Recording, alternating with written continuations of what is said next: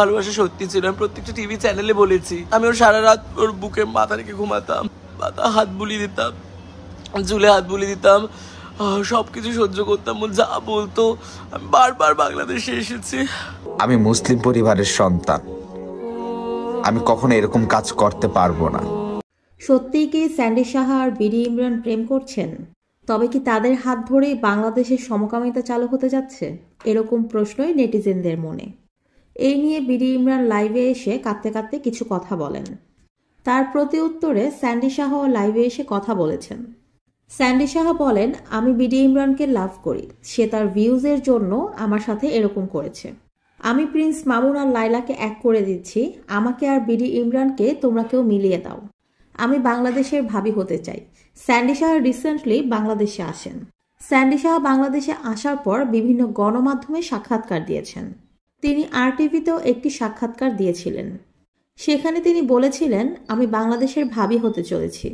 সে একজন বাংলাদেশের content creator, তার নামের সাথে বাংলাদেশ লেখা আছে, এবং তিনি একজন মানবতার ফেরিওয়ালা। অবশেষে স্যান্ডি সাহার কথা মিলিয়ে বিডি ইমরান অর্থাৎ বাংলাদেশে ইমরানের সাথে প্রেমের কথা শোনা যাচ্ছে। স্যান্ডি সাহাও একজন পুরুষ, বিডি ইমরানও একজন পুরুষ। তাদের অন্তরঙ্গ মুহূর্তের ছবিও ভাইরাল হয় নেট দুনিয়ায়। স্যান্ডি সাহা যে বাংলাদেশের কোনো একজন পুরুষের প্রেমে পড়েছে এবং বাংলাদেশের ভাবি হতে চলেছে, এটা অনেক আগের কথা। বিভিন্ন ইন্টারভিউতে কিন্তু স্যান্ডি সাহা এই ধরনের কথা বলেছেন। অবশেষে কোন পুরুষের প্রেমে স্যান্ডি সাহা পড়েছেন সেটা প্রকাশ্যে আসে। স্যান্ডি সাহা বলেন, বাংলাদেশে সমকামী বিয়ে লিগেল না, তাই ভারতে বা অন্য কোনো দেশে গিয়ে তারা এই বিয়েটা করবেন।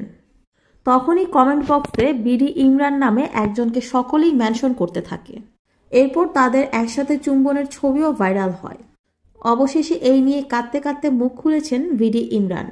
বিডি ইমরান লাইভে এসে বলেন, স্যান্ডি জুসের মতো কিছু একটা খাইয়ে তাকে নেশাগ্রস্ত করে এরকম ছবি তুলেছিল, আর এই ছবি ভাইরাল হওয়ার পর সে তার পরিবার এবং আশেপাশের মানুষের কাছে খুবই হেয় প্রতিপন্ন হচ্ছেন।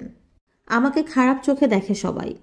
একটি পোস্ট করে বলেন বিডি ইমরান, আমার 5 বছরের ক্যারিয়ার এভাবে শেষ হয়ে যাবে, ধ্বংস হয়ে যাবে, সেটা আমি কখনোই ভাবতে পারিনি। আপনারা যেরকম পিকচারটা দেখছেন, বিষয়টা মোটেও সেরকম নয়। আমি মুসলিম এবং মুসলিম পরিবারে জন্মগ্রহণ করেছি, আমি কখনোই এরকম কাজ করতে পারবো না। আমি 5 ওয়াক্ত নামাজ না পড়লেও মাঝে মাঝে তো পড়ি।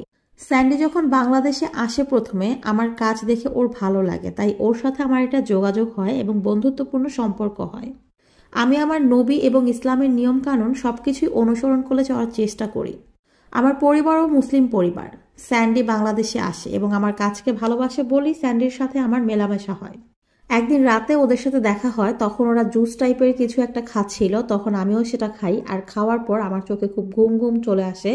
তারপরে এরকম একটা ছবি তোলা হয়। আমি স্যান্ডিকে বলি যে ছবিটা ডিলিট করে দেওয়ার জন্য, স্যান্ডি বলে যে কোনো সমস্যা নেই, ছবিটা ডিলিট করে দিব। আমি সত্যিই বলছি, স্যান্ডির সাথে আমার কোনো প্রকার সম্পর্ক নেই এবং ছিলও না, কারণ একদিন না একদিন এই পৃথিবী থেকে আমাকে চলে যেতে হবে।